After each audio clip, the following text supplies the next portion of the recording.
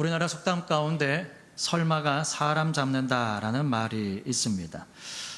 설마 그런 일이 있겠어 라고 하는 마음은 이 마음을 놓는 데서 탈이 난다는 뜻이죠. 그래서 요행을 바라지 말고 모든 일을 미리 예방하고 대처해야 함을 이르는 말입니다. 이럴 때 우리가 많이 쓰는 말이 미리 준비해두면 근심할 것이 없다라는 뜻의 유비무환이라고 하는 말을 많이 사용을 합니다.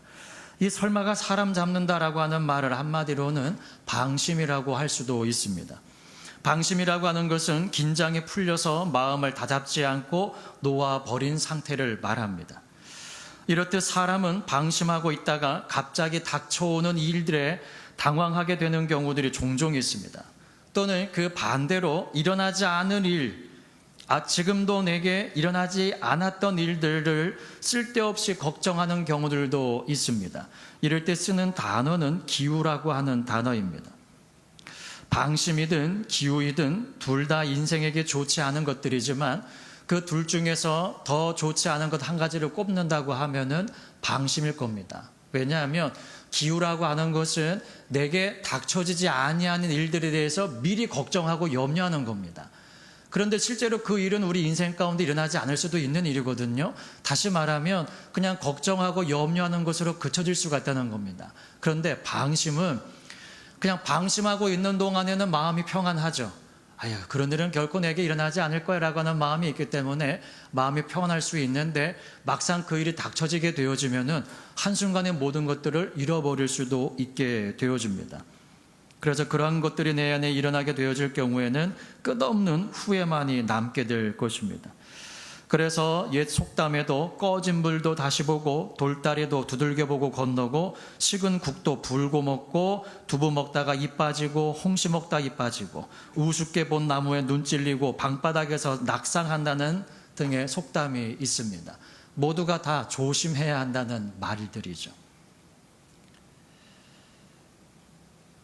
이처럼 우리의 일상에서 뿐만이 아니라 신앙생활 속에서도 이처럼 설마 하는 경우들이 많이 있습니다. 내가 이렇게 신앙생활 한다고 해서 무슨 큰일이 일어나겠어? 그래도 지금까지 내가 해온 일들이 얼마나 많이 있는데 내가 주님 앞에 드린 예배의 횟수만 따져도 내가 밥 먹는 것보다 더 많을 것 같아. 이러면서 여러 가지 것들을 생각을 합니다. 설마 죄 짓는 거 누가 보기나 하겠어? 예배 시간에 내가 딴짓 한다는 거 누가 알기나 하겠어?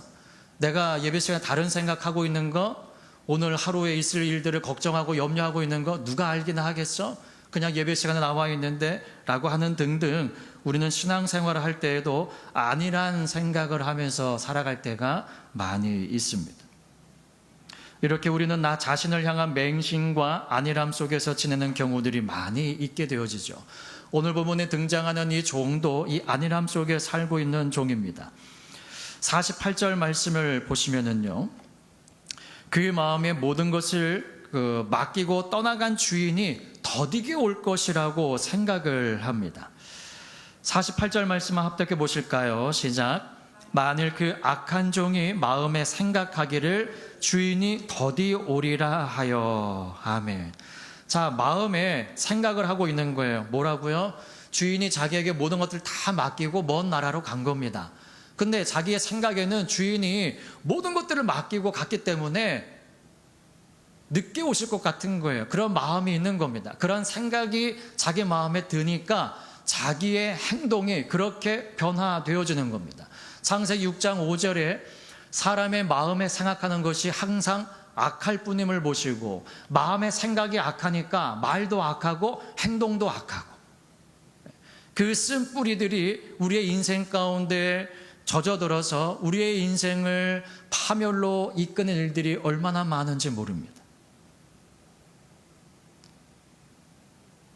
그 마음 한번 잘못 먹어서 요한복음 13장 1절에 보니까 마귀가 벌써 가룟 유다의 마음에 예수님을 팔 생각을 넣었다라고 합니다. 그런데 13장 1절 말씀에서는 예수님께서 자기 사람들을 사랑하시되 끝까지 사랑하신대요. 이미 마귀가 이 가룟 유다의 마음에 예수님을 팔아버릴 생각을 넣었는데 그때까지도 예수님은 가룟 유다를 사랑하고 계셨다는 겁니다. 그런데 예수님께서 그 만찬 자리에서 떡조각을 찍어서 유다에게 주었을 때에 사단이 그 속에 들어가 버립니다. 우리의 마음이 생각이 어떠하면은 그 위인도 그러한즉이라고 잠언서는 말씀합니다. 다시 말하면 우리가 어떠한 마음을 품느냐에 따라서 우리는 그러한 사람이 되어진다는 것입니다. 그러므로 우리 마음 가운데는 선한 것들을 품어야 될 줄 믿습니다. 그래서 우리의 쌓은 선에서 선한 것을 내고 악한 것을 쌓은 사람에게서는 악한 것들이 나오고, 입으로 들어가는 것이 사람을 더럽게 하는 것이 아니라 입으로 나오는 것이 사람을 더럽게 하느니라. 그래서 선을 쌓은 사람은 생명의 부활로 나오게 되어지고, 악한 일을 행한 사람들은 심판의 부활로 나올 것이라고 성경은 우리에게 말씀해 주고 있습니다. 우리 모두가 선한 일을 행함으로 말미암아 생명의 부활을 얻어 우리 주님 계시는 그 아름다운 천국에서 영원한 행복을 누릴 수 있는 저와 여러분 될 수 있기를 예수님의 이름으로 축복합니다. 근데 오늘 본문에 등장하는 이 종이, 근데 오늘 본문에서는 악한 종이라고 명시를 하고 있습니다. 그런데 마음에 생각해요. 이 생각하다라고 하는 말은 기다리다, 기대하다라는 뜻으로, 그 종은 나름대로 언제쯤 주인이 올 것이라고 생각을 하면서 기다리고 있는 거예요. 자, 이 주인이 빨리 올 것을 기다리고 있는 것이 아니라 주인이 그때 올 거야 라고 하면서 기다리고 있었다는 겁니다.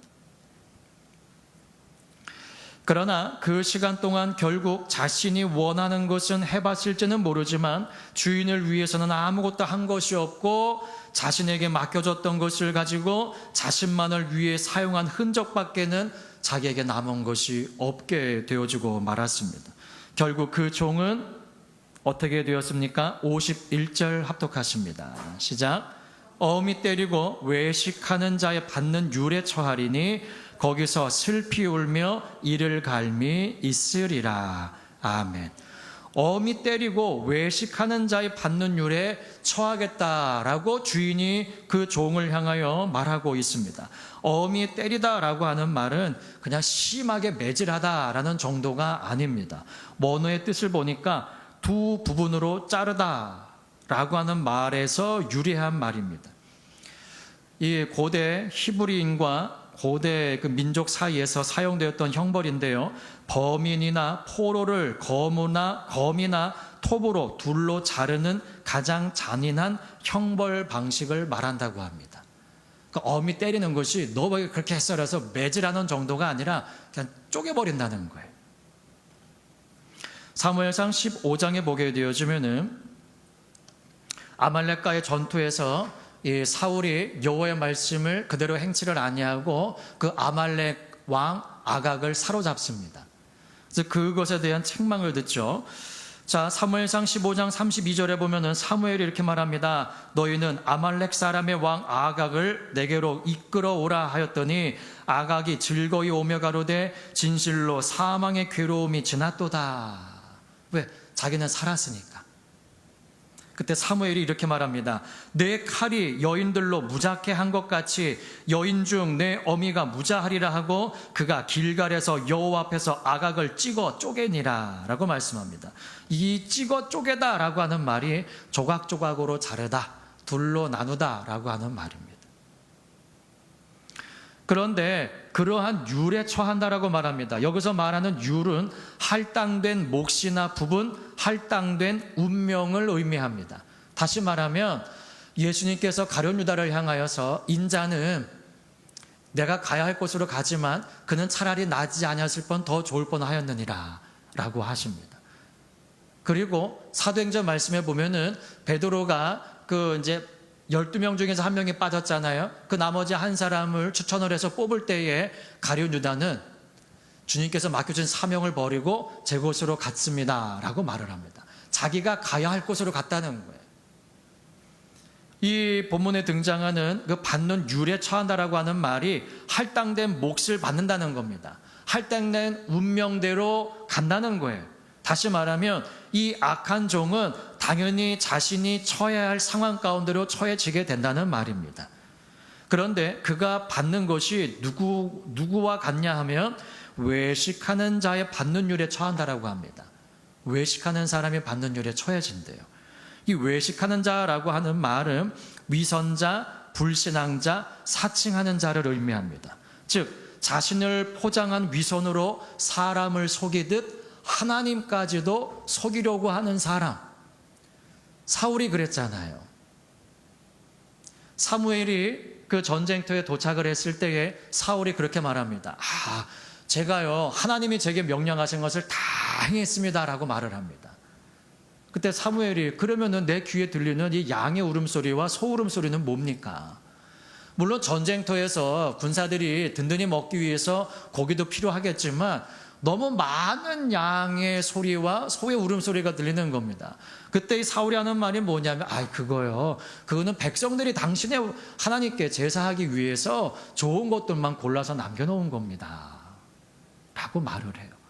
사울은 자신은 하나님의 명령하신 것을 그대로 다 행했다고 말을 합니다. 그런데 하나님께서 보실 때는 그렇지 아니한 거예요. 결국에는 왕이 여호와의 말씀을 버렸으므로 여호와께서도 왕을 버려 이스라엘의 왕이 되지 못하게 하셨습니다 라는 말을 듣게 되어줍니다. 사람의 눈을 속이듯 하나님을 속이려 하는 행위, 이것이 바로 외식입니다. 성경에서 이 외식하는 자들에 대한 몇몇 구절을 읽어드리면요, 먼저 마태복음 6장에 보게 되어지면은 구제하는 것과 기도하는 것과 금식하는 것에 대해서 말씀을 하십니다. 6장 2절 말씀에 구제할 때에 외식하는 자가 사람에게 영광을 얻으려고 회당과 거리에서 하는 것 같이 너희 앞에 나팔을 불지 말라. 진실로 너희에게 이르노니 저희는 자기 상을 이미 받았느니라. 또 기도에 대해서도 말씀을 하세요. 기도할 때에 외식하는 자와 같이 되지 말라. 저희는 사람에게 보이려고 회당과 큰 거리 어귀에 서서 기도하기를 좋아하느니라. 내가 진실로 너희에게 이르노니 저희는 자기 상을 이미 받았느니라. 금식에 대해서도 말씀하십니다. 금식할 때에 너희는 외식하는 자들과 같이 슬픈 기색을 내지 말라. 저희는 금식하는 것을 사람에게 보이려고 얼굴을 흉하게 하느니라. 내가 진실로 너희에게 이르노니 저희는 자기 상을 이미 받았느니라. 이 자기 상을 이미 받았다라고 하시는 말씀은 뭐냐 하면은요, 하나님께로부터 받을 것이 없다는 말입니다. 다시 말하면 주님 앞에 섰을 때에 너 누구니? 라고 하신다는 거예요. 왜? 주님과는 상관없는 사람이잖아요. 내가 이렇게 행했음으로 말미암아 주님이 내게 이 큰 것으로 보상해 주시겠지라고 하는 마음으로 나아갔는데 주님께서는 너 누구니? 라고 말씀하신다는 겁니다. 그게 뭐예요? 이 땅에서 우리가 받아야 할 것을 다 받았기 때문에 주님께로부터는 받을 것이 없다는 거예요. 그것이 곧 외식하는 자들, 사람에게 영광을 얻기 위해서, 사람들에게 보이기 위해서 사람에게 보이려고 구제하고 기도하고 금식하는 이 모든 것들은 하나님과 상관없는 일이라는 겁니다. 이 외식하는 자들은 마태복음 23장 5절에 보니까 저희 모든 행위를 하나님께 보이고자 함이 아니라 사람에게 보이고자 하여라고 말씀을 합니다. 이 버림받은 사울 왕이 이 사무엘에게 뭐라고 마지막에 고백을 하느냐 하면은요, 내가 범죄하였나이다. 내가 여호와의 명령과 당신의 말씀을 어긴 것은 내가 백성을 두려워하여 그 말을 청종하였음이니이다. 그러니까 하나님을 택하지 아니하고 사람을 택했다는 겁니다. 갈라디아서 1장 10절 말씀에 사도 바울이 내가 사람에게 좋게 하랴, 하나님께 좋게 하랴. 내가 지금껏 사람의 기쁨을 구하는 것이었다면 하나님의 종이 아니니라 라고 합니다. 그가 하나님께로부터 부름을 받고 예수 그리스도를 믿은 다음부터 한 번도 사람에게 어떠한 것을 좋게 보이기 위해서 행한 일이 없다는 거예요. 예수님께서 사람들이, 백성들이 잡아서 왕을 삼으려고 하든지 아니면 잡아 죽이려고 하든지 예수님의 마음은 한결같으세요. 왜냐하면 그들에게 자기 자신을 맡기지 않으셨기 때문에 자기의 뜻과 자기의 모든 일들을 다 하나님께 맞추고 그 뜻을 이루기 위해서 온 생애를 다 드리며 살아가셨기 때문에 백성이 어떠하든 환경이 어떠하든 상관이 없으세요. 아무리 사람들이 예수님을 잡아 죽이려고 해도 하나님의 때가 되어지지 않으면요, 그 손끝 하나도 그분에게 댈 수 있는 자가 아무도 없는 겁니다. 그렇게 사람들이 막 혈기가 나가지고 잡아 죽이려고 하는데도 성경은 그들의 사이를 예수님께서 유의 빠져나가십니다. 하나님의 때가 되어지지 않았기 때문에. 그러니까 우리가 아까도 말씀드렸처럼 기우라고 하는 말, 지금까지 우리에게 닥쳐오지도 않았는데 그 일들이 내게 일어나면 어떡하지라고 하는 걱정하는 마음들, 그러한 마음들은 하나님의 때를 모르기 때문인 거죠. 하나님의 계획을 모르기 때문에 우리는 염려하고 근심할 수밖에 없는 것입니다. 하나님을 믿지 아니하는 행동, 사람들을 두려워하거나 사람들에게 무엇인가를 부탁하고 맡기려고 하는 마음들, 이런 것들이 다 하나님께서 보실 때는 외식적인 행동이라는 겁니다. 자기도 죄가 많으면서도 그것도 알지 못하고 아닌 척하는 사람들. 요한복음 9장 말씀에 보면은 낳을 때부터 소경된 자의 눈이 떠집니다. 그때 그를 불러서 바리새인들이 힐문을 하고 또 그와 말이 통하지 아니하니까는 그를 보내고 그 부모를 불러서 또 질문을 합니다. 근데 신통치가 않으니까는 그 소경되었던 자를 또다시 두 번째 불러서 말을 해요. 그 사람이 내게 무엇을 하였느냐? 어떻게 내 눈을 뜨게 하였느냐라고 물어봅니다. 그러니까는 그 소경됐던 자가 이렇게 말을 해요. 내가 이미 말했는데도 듣지 아니하고 또 내게 묻습니까? 당신들도 그 제자가 되려고 합니까?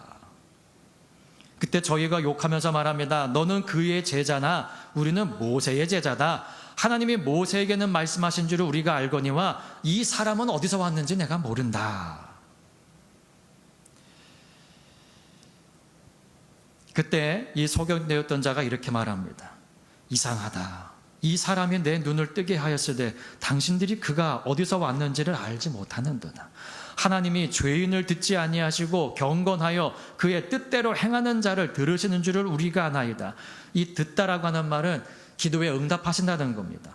하나님이 죄인의 기도를 듣지 아니하시고 경건하여 그 뜻대로 행하는 자의 기도를 들으시는 줄을 우리가 압니다. 창세 이후로 소경으로 난 자의 눈을 뜨게 하였다함을 듣지 못하였으니 이 사람이 하나님께로부터 오지 아니하였으면 아무도 할 수 없으리이다. 그러니까는 이 바리새인이 이렇게 말합니다. 내가 온전히 죄 가운데서 나서 우리를 가르치려고 하느냐? 이에 쫓아내어 보내니라. 우리는 죄인이 아니라는 거예요. 네가 온전히 죄 가운데서 나가지고 우리를 가르치려고 하느냐? 그가 죄인인 줄을 우리가 아느니라 라고 말을 하죠. 또 누가복음 18장에 보면은 예수님께서 바리새인과 세리의 기도를 들어 말씀을 하실 때에 이 바리새인은 이렇게 기도를 합니다. 서서 따로 기도하여 가로되 하나님이여 나는 다른 사람 곧 토색, 불의, 간음하는 자들과 같지 아니하고 이 세리와도 같지 아니함을 감사하나이다. 당시 세리는 만인이 인정하는 죄인입니다. 그래서 세리는 그렇게 기도하잖아요. 하나님의 나를 불쌍히 여기소서 나는 죄인입니다. 그러니까 자타가 공인하는 죄인이 세리예요. 세리. 그런데 그렇게 말하고 있는 그 소경되었던 자를 희문하고 있는 이 바리새인이나 또 세리와 자기 자신을 비교하면서 기도하고 있는 이 바리새인들, 근데 그들의 실상이 어떻습니까? 마태복음 23장 25절에 보니까 화 있을진저 외식하는 서기관들과 바리새인들이여 잔과 대접의 겉은 깨끗이 하되 그 안에는 탐욕과 방탕으로 가득하게 하는도다. 회칠한 무덤 같으니 겉으로는 아름답게 보이나 그 안에는 죽은 사람의 뼈와 모든 더러운 것이 가득하도다 라고 책망하십니다. 결국 그들의 행위는 천국문을 사람들 앞에서 닫고 너희도 들어가지 않고 들어가려고 하는 자도 들어가지 못하게 하는도다. 너희는 교인 하나를 얻기 위하여 바다와 육지를 두루 다니다가 생기면 너희보다 배나 더 지옥 자식이 되게 하는도다 라고 책망하십니다. 이것이 외식입니다. 외식. 그런데 오늘 본문에 등장하는 이 악한 종이 누구가 처하는 율에 처해진다고 합니까? 이 외식하는 자들이 받는 율에 처해진다라고 말씀하고 있는 겁니다. 즉 다시 말하면 이 외식하는 사람들은 구원받지 못하는 사람들, 하나님과는 상관없는 사람들, 아무리 많은 일을 행했다 할지라도 주님으로부터 상을 받지 못할 사람들이라는 겁니다.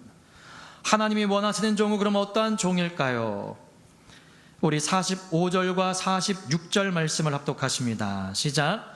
충성되고 지혜 있는 종이 되어 주인에게 그 집 사람들을 맡아 때를 따라 양식을 나눠줄 자가 누구뇨? 주인이 올 때에 그 종의 이렇게 하는 것을 보면 그 종이 복이 있으리로다. 아멘.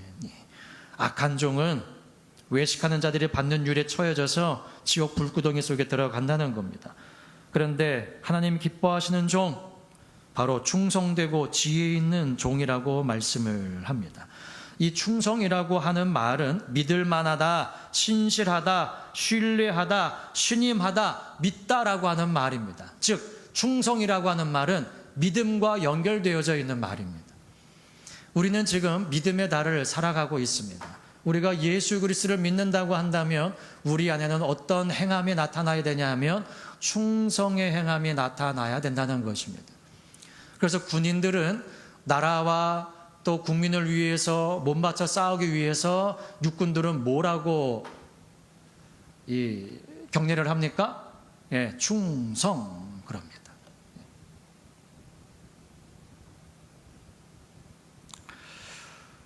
그들이 나라를 위해서 싸울 것이라는 것을 나라가 믿을 수 있을 그러한 사람이라는 거예요. 제가 어렸을 때도 국군 아저씨께 편지를 쓸 때에 아저씨들이 나라를 잘 지켜줘서 우리가 편안히 잘 수가 있습니다 라고 하는 말, 그게 그들은 충성하고 또 그들의 그 충성함을 통하여 우리는 믿는 거잖아요. 그러니까 충성이라는 말과 믿는다라고 하는 말은 연결되어져 있는 말입니다. 그리고 지혜라고 하는 말은 통찰력이 있다, 지각이 있다, 신중하다라고 하는 뜻입니다. 우리는 지금 시대적으로 교회에서뿐만이 아니라 세상에서도 말세라고 하는 때에 살아가고 있습니다. 그만큼 주님이 오실 때가 가까워지고 있다라는 말이죠. 우리가 알든 깨닫지 못하든 주님이 오시면 점점 가까워지고 있는 줄 믿습니다. 세상의 종말이, 우리 말세라고 하면 세상의 종말만 떠올립니다. 세상이 사라지고 나면 이 땅 가운데 살 수 있는 사람이 있습니까? 아무도 없죠. 세상의 종말은 곧 인생의 종말입니다. 그러나 세상의 종말이 오지 않아도 인생의 종말은 옵니다. 그러니까 세상의 종말만을 기다리면서 기대하고 그때만을 바라보면서 사는 것이 아니라 내 인생의 종말을 바라보면서 살아야 됩니다. 우리가 주님 앞에 언제 설지 모르기 때문에 그때는 우리 모두가 다 악한 종이라고 하는, 그 달란트 비유에서 그러잖아요. 한 달란트 받았던 종에게 이 게으르고 악한 종이라고 책망받고 또 마지막에는 이 무익한 종을 바깥 어두운 데 내어 던지라라고 합니다. 악하고 게으르거나 무익한 종, 또 오늘 본문에 나오는 이 악한 종이 되지 아니하고 착하고 충성된 종, 칭찬받는 종들이 모두가 될 수 있기를 예수님의 이름으로 축복합니다. 그러면 우리가 충성되고 지혜 있는 종이 되기 위해서는 어떻게 해야 할까요? 우리 45절 말씀만 다시 한번 읽어보겠습니다. 시작. 충성되고 지혜 있는 종이 되어 주인에게 그 집 사람들을 맡아 때를 따라 양식을 나눠줄 자가 누구뇨? 아멘. 자, 첫 번째, 충성되고 지혜 있는 종이 되기 위해서는 주인에게 그 집 사람들을 맡을 수 있는 사람이 되어져야만 됩니다. 다시 말하면 무엇인가를 내게 맡겨주었어요. 그건 뭡니까? 나를 믿는다는 표시인가요? 믿지 않는다는 표시인가요? 믿는다는 표시이죠. 물론 때때로는 그 사람을 테스트하기 위해서 작은 것을 맡겨보기도 하지만 지금 이 악한 종에게는 주인이 무엇을 맡겼습니까? 모든 소유를 맡겼어요.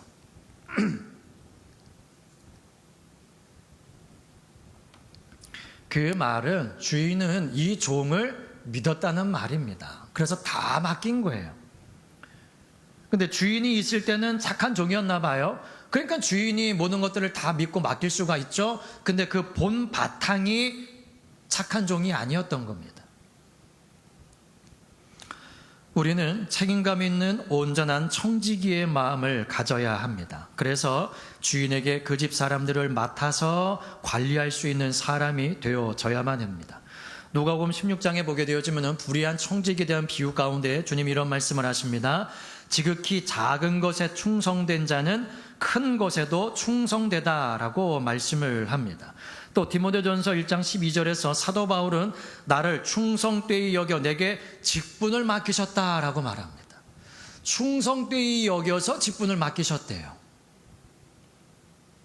또 계시록 2장 10절에 보니까 내가 죽도록 충성하라 그리하면 내가 생명의 면류관을 내게 주리라. 그래서 사도 바울은 고린도전서 4장 2절에서 맡은 자들에게 구할 것은 충성이라고 말합니다. 시편 101편 6절에서 내 눈이 이 땅에 충성된 자를 살펴 나와 함께 거하게 하리니 완전한 길에 행하는 자가 나를 수종하리라 라고 하십니다. 쉬운 말 성경으로 이것을 읽어드리면요, 나는 이 땅 가운데서 신실한 사람을 찾아내어 내 곁에 머물게 하고 흠없이 살아가는 정직한 사람을 찾아내어 나의 일꾼으로 삼으렵니다 라는 구절입니다.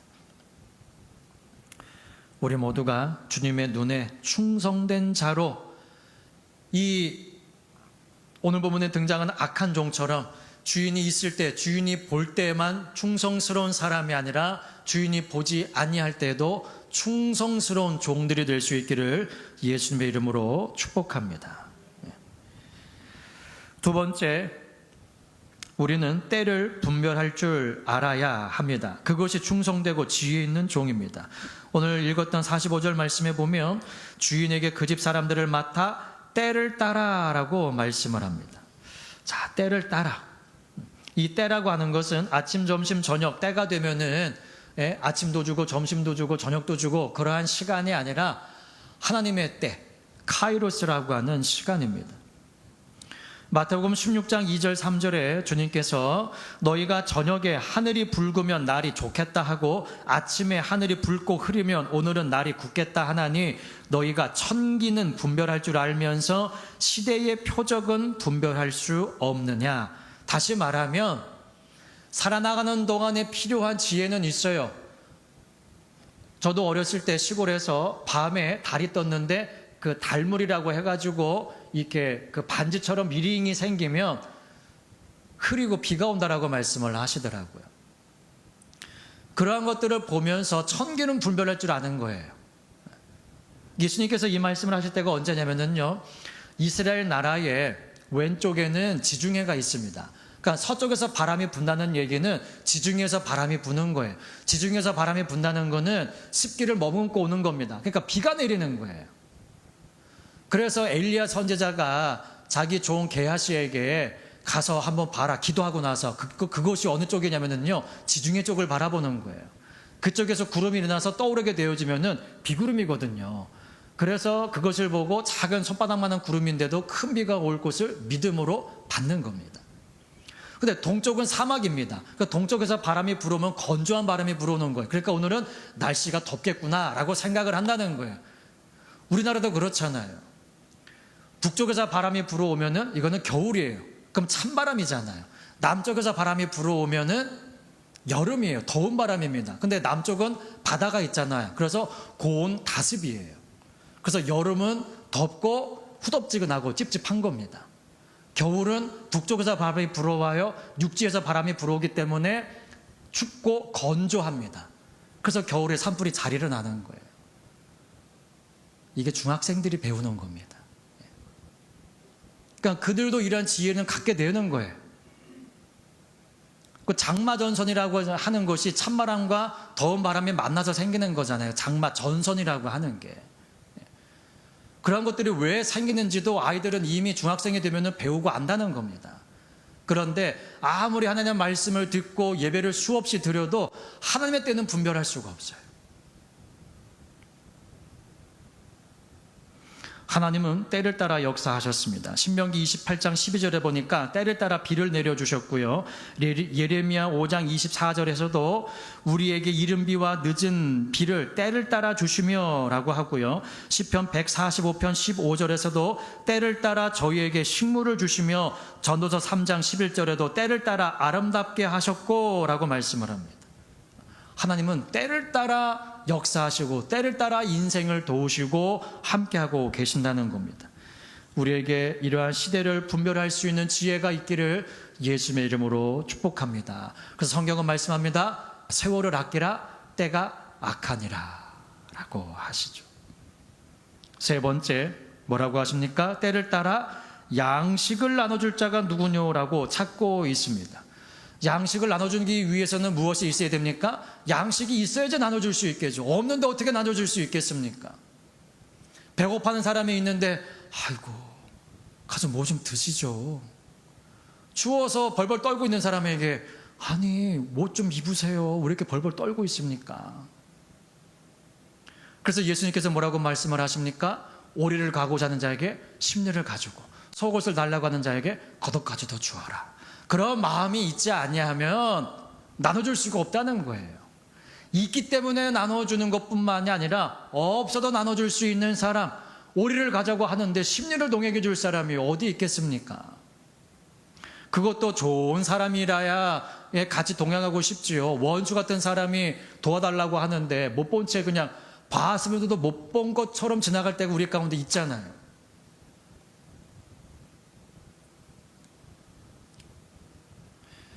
그럼 이 양식은 무엇일까요? 오늘날 육적인 양식은 넘쳐납니다. 부모님들이 어렸을 때에 밥이 없어서 굶었어. 그러면 아이들은 뭐랍니까? 아이고 밥 없으면 라면 먹으면 되죠. 그렇게 대답하는 게 오늘 세대입니다. 아이들은요 배고픔이 뭔지를 몰라요. 왜? 꼬르륵 소리를 들어본 아이들이 별로 없습니다. 계속 입에 무엇인가가 들어가기 때문에 배가 꼬르륵 소리 나는 것을 거의 못 들어봅니다. 요즘 세대 어린아이들은. 인터넷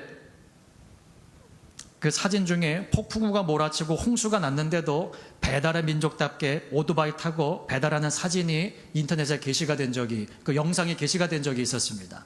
그 영상을 보고 전 세계에서 놀랐습니다. 이런 나라가 어디 있냐?